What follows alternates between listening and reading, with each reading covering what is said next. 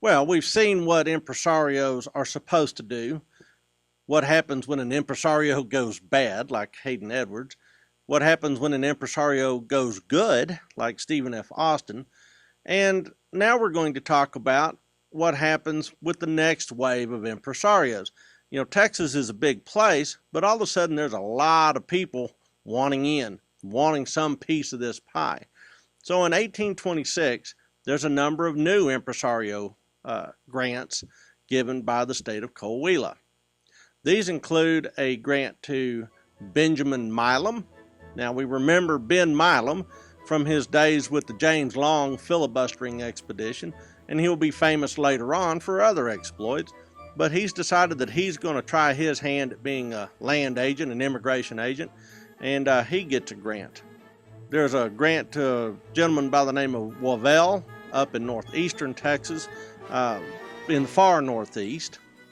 There's a grant to a fellow by the name of Wilson in the very improbable location of the present-day Texas Panhandle.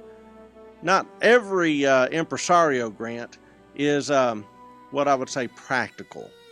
The Woodbury and Villain contract, the first one, is essentially located in the present day what we would know as the Edwards Plateau. Not particularly practical for 1826, but they were laying a claim on it and bet that they could induce people to settle there. There's also a contract let to the Villain group known as the Galveston Bay Tract, and that probably would have stood a better chance of attracting immigration. David G. Burnett, who was also kicking around Texas in the 18 teens, now tries his hand at being an impresario with a land grant in what is now East Central Texas. The next year, you have one contract that's let, and this is a multi-tract contract issued to a fellow by the name of Cameron. And the Cameron tracts all tend towards North Texas. In 1828, the volume picks up yet again.